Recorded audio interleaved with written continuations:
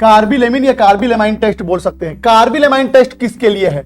ये होता है बेटा फॉर प्राइमरी एमाइन, ये केवल प्राइमरी एमाइन के लिए होता है। ये टेस्ट सिर्फ और सिर्फ प्राइमरी एमाइन के। बेटा प्राइमरी एमाइन किसको बोलते हैं? NH2 को बोलते हैं। तो प्राइमरी एमाइन को पहचानने के लिए कार्बिलेमाइन टेस्ट करते हैं। याद रखना, सेकेंडरी एमाइन, टर्शरी एमाइन इस परीक्षण में भाग नहीं लेते, केवल प्राइमरी एमाइन इस टेस्ट में शामिल होंगे। अब इसमें होता क्या है देखना बेटा, मान लो कि मेरे पास एक टेस्ट ट्यूब है और इस टेस्ट ट्यूब में प्राइमरी एमाइन है। तो बेटा आप क्या करो, इस टेस्ट ट्यूब के अंदर ना CHCl3 यानी क्लोरोफॉर्म डाल दो और KOH डाल दो, क्लोरोफॉर्म डाल दो और KOH डाल दो।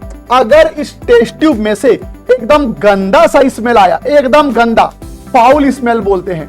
फाउल स्मेल मतलब एकदम सड़ा हुआ, ओ मोजे में से आता है ना, किसी किसी के मोजे में से एकदम गंदा सा स्मेल आता है, वैसा स्मेल आएगा। अगर गंदा स्मेल आया तो समझ जाना प्राइमरी एमाइन इस टेस्ट ट्यूब के अंदर है। तो प्राइमरी एमाइन क्लोरोफॉर्म के साथ मिल करके एक ऐसा यौगिक बनाता है जो बहुत ही गंदा स्मेल करता है। तो ये प्राइमरी एमाइन को पहचानने का तरीका है। अब इसमें रिएक्शन कैसे होता है बेटा, तो ये देखो, मान लो कि मैंने यहां पर एक प्राइमरी एमाइन ले लिया, ये प्राइमरी एमाइन है।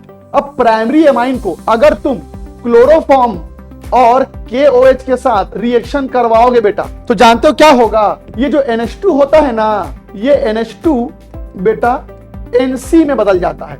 NC मतलब आइसोसाइनाइड बोलते हैं इसको, आइसोसाइनाइड। और ये जो आइसोसाइनाइड है इसी का गंदा स्मेल होता है, मतलब बेकार गंध, बेकार गंध, बहुत गंदा सा स्मेल होता है।